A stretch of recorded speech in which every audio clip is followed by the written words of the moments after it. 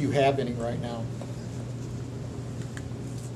I don't know that we have been as consistent as we need to be defensively.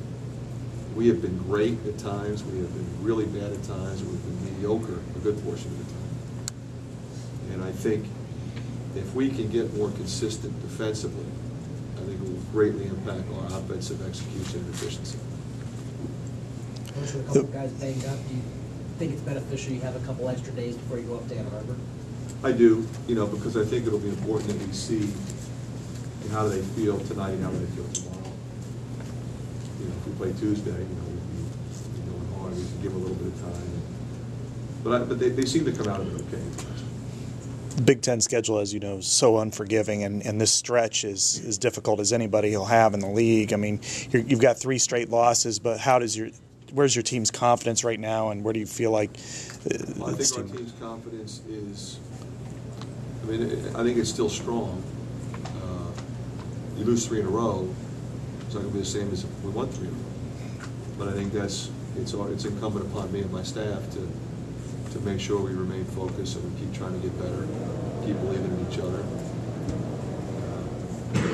You don't want to get too negative, but you don't want to accept defeat. So what we'll do is we'll study it, break it down, and hold them accountable. Go to work, try to get better. No different, quite honestly, than if we had won these 3 games in a row. Think about where we'd be, and everybody would be the jubilation, we're in first place and all that. But we've got to go to work. We've got to play at Michigan Thursday. We've got to get better at this, and this. That's what we do. You had a dry spot offensively when they hit a dry spot that second half. You couldn't get any traction.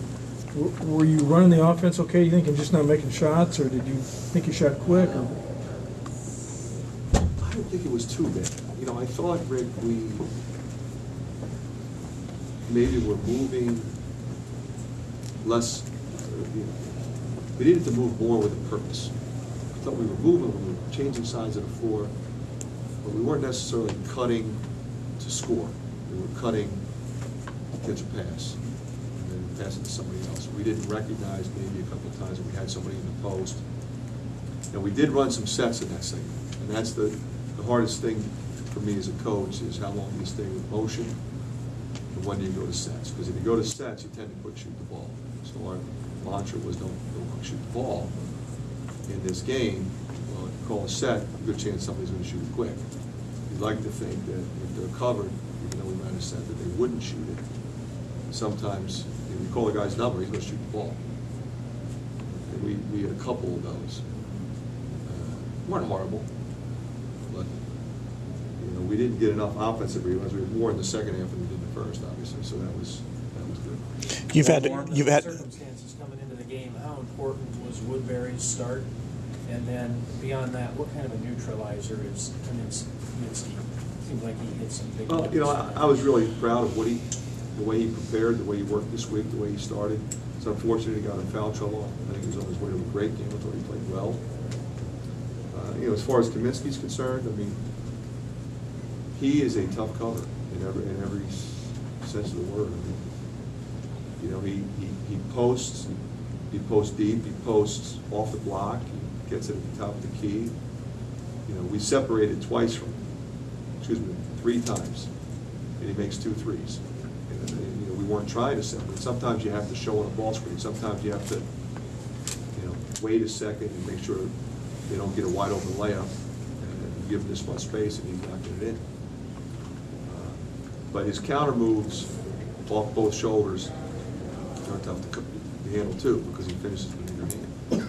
Scott, last question. Yeah, and along those lines, how difficult is he considering he can go inside, outside? You've played a lot of good big men in the Big Ten over the last 5 years, but this one just because he's inside, outside.